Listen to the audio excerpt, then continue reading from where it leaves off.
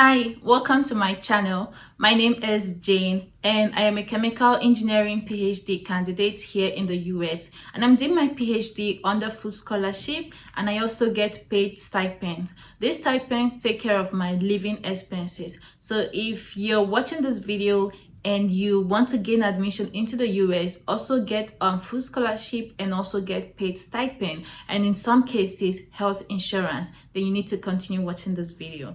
I also want to let you know that in the US, you don't need a master's to do a PhD. You can go straight to the PhD if you have only your undergraduate degree. But most people are not aware of this information, and because of that, they apply for master's first. After doing master's for 2 years, they then apply for PhD and do PhD for 5 years. At the end of the day, they spend 7 years getting their master's and their PhD. Why? If you have the right information and you want to do a PhD, you can apply straight to the PhD program and spend only 5 years. But that is to say, you don't need a master's to do a PhD in the US.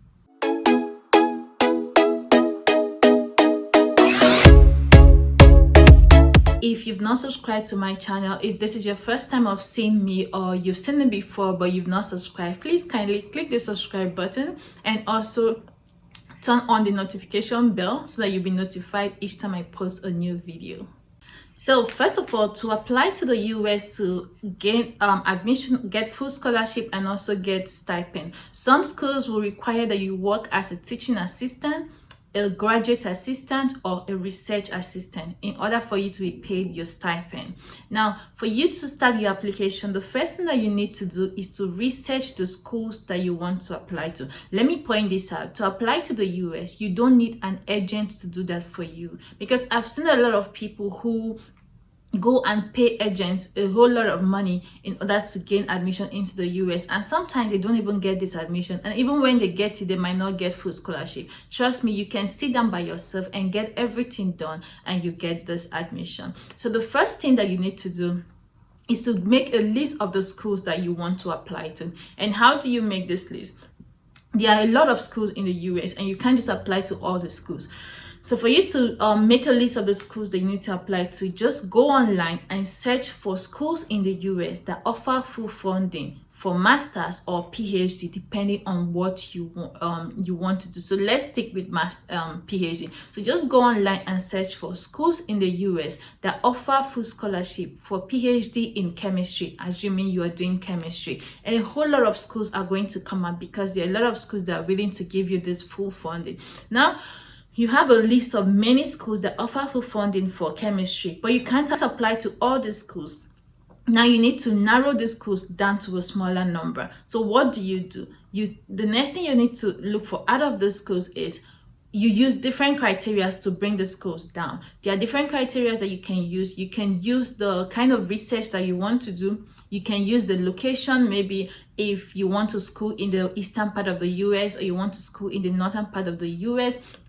You can use their GRE score. What is the GRE requirement that they need? What cutoff do they need? Is this something I can reach? Is it something that will be too high or too low for me? There are different criteria that you can use to bring down to reduce the number of the schools. So when you have this reduced number of schools that you would like to apply to, the next thing to do is to go through the school's website one after the other and look for their criteria. So you can't just apply to any school and then they'll give you admission, give you full scholarship, give you stipend. No, that's not how it works. You have to go through the website of the schools one after the other and know the criteria that they need. So just make a list. You write the schools down. What are the criteria they need?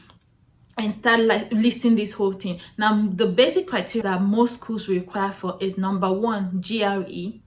Number 2, the TOEFL, English Proficiency Test, TOEFL. Number 3 is Statement of Purpose, which we call SOP, which is basically an essay about you. Number 4, at least 3 recommendation letters from your previous lecturers or professors. Number 5, you need your past academic transcripts.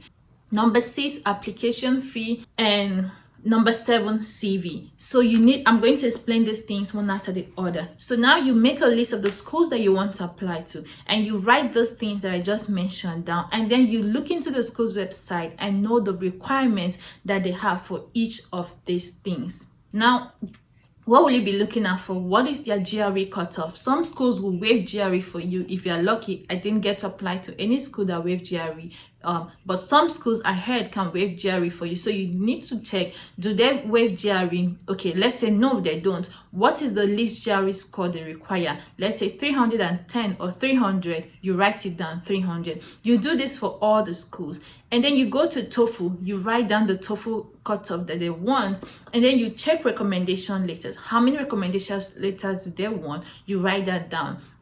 And then you check the SOP, you check all the requirements is always on all the school websites. So when you have these things down, then you can now start the application process. Mind you, the applying to the US is not something you can just sit down and fill up the application form and boom, you're ready to go. Preparing for GRE takes a while, at least 3 months. You need at least 3 months to prepare for your GRE. Some people it takes them more than that, some people it takes them less than that, depending on how smart you are. But for me, I would say 3 months is good to prepare for the GRE. And for TOEFL, TOEFL is just English proficiency. If you're someone from a country where they speak English, you might need just 1 week or 2 weeks to prepare for TOEFL. But if English is not your first language, then maybe it might take you a longer time to prepare for TOEFL.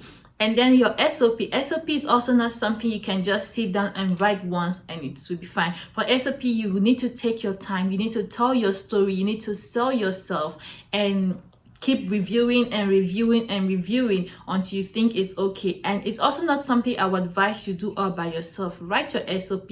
Get someone, more than one person, to help you review this SOP until you think it has gotten to a point where it is okay. Then you're good to go.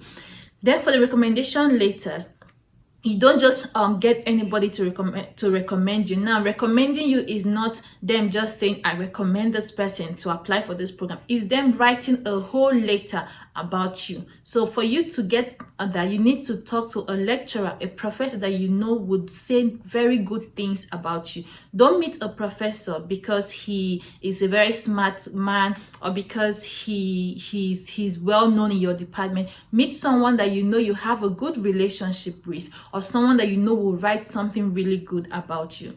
In my time, what I did was I used my undergraduate project advisor, because I felt like if I use him and he writes something and I trusted that he will write something good about me, then whoever is using the recommendation will be like, oh, her project advisor wrote this about her, that means she must be really good in doing research. And then the second person that I used was a professor who I knew was really nice, and we kind of had a good relationship. So I felt if I tell him, he will be able to actually sit down and write something good about me. The third professor also, he was also a really nice man, and I got good grades in his courses. So I also felt that if I told him about my intention to apply to the US, that he'll be willing to sit down and write something good. So I used these 3 people, and I would like to believe they wrote good things. That's why I'm here today. So when looking for who to recommend you, don't just use anybody. Make sure you use people that you can talk to and they can actually sit and write these recommendation letters for you. And also, when you contact these people to write your recommendation letter, you need to follow up with them to make sure they actually write it and send it in before the deadline, because some of those people, they are too busy that they forget. I remember one of the 3 people that I used, he didn't send their he didn't send in the recommendation letter until like a day on the deadline. I remember telling my friends, you see, he's sending in on the deadline, but when he gives homework, he will expect you to submit it before the deadline. So you need to follow up with these lecturers, with these professors, to make sure they send in your recommendations on time.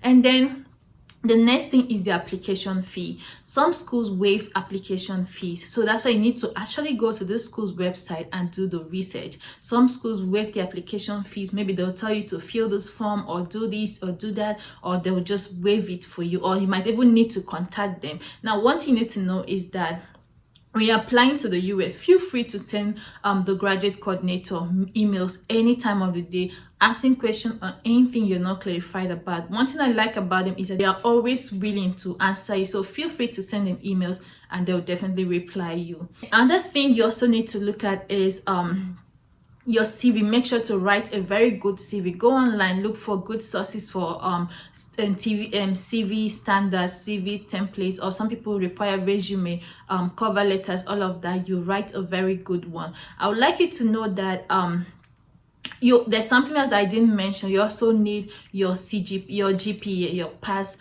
school GPA. Now I would like you to know that none of these things is like the main thing that you need in order to gain admission into the US. So many times I hear people ask me questions like, what is it that they're looking for? What is it that you're looking for? What can I do in order to gain this admission? Now you might have a very high GPA and still will not get admission into the US. You might have a very high GRE score. I know someone that got like 428 out of 400, is it for no 328 out of 340, and he didn't gain admission to any school. So you might have a very high GRE score or TOEFL score or write a very awesome SOP and you still will not get admission. This is because the application process for the US is a whole package. The admission office, the admission committee, they look at the whole package. Everything needs to be in order. That means you need to take every part of the application seriously. When you're writing your CV, don't say it's just a CV. Let me just do it anyhow. The main thing is my GRE. Let me get high GRE. No. When you're writing your CV, make sure you're writing a good CV. You're writing your statement of purpose, that's the SOP. Make sure you're writing a very good SOP. Your GRE, make sure you study, you do everything possible to get a very high GRE score. Your TOEFL, get a very good TOEFL. Recommendation letter, talk to people that write something really nice about you. So these admission officers, they look at each of this application package. Every part of it is important. No one is held in the other. Don't say if I get a very good GRE and the other things are not so good, they are going to give me the admission. Or if I write this amazing SOP showing them that I am the next Elon Musk, I am Bill Gates, I am this, they're going to give me admission. You might write a grand SOP, but if they check the other part of the application and it doesn't meet their requirement, you will not gain the admission. So in essence, every part of the application process is important. They look at, for them to give you this admission and give you scholarship, they look at all these things in whole. And these are the things that you need to do in order to gain admission into the US, also get scholarship, and also get full also get paid stipend. One other thing I need to talk about is the application deadline. Applying to the US, some schools, the application is on a rolling process. That means throughout the year you can apply. But most schools, and also most good schools, the application starts September, October. So if you're watching this video right now, this is January, and you're watching this video now and you plan on going to further your studies in the US, now is the perfect time to start studying for your GRE, TOEFL, start writing that, and start putting every other thing in place, because application starts September, October. And this application lasts for till some schools December 15th, December 1.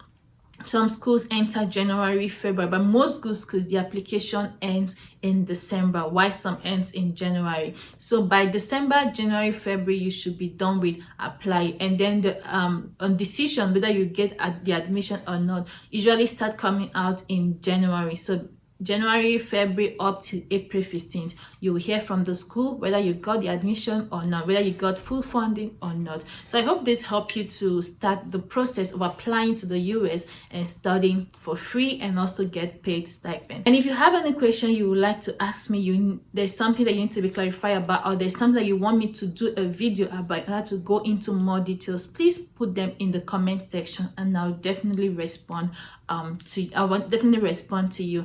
I hope you guys enjoyed this video. If you're watching up till now and you've not subscribed, please kindly click the subscribe button and also turn on the notification bell so that you get notified each time I post a new video. Thank you so much guys once again, and I will see you in my next video. Bye.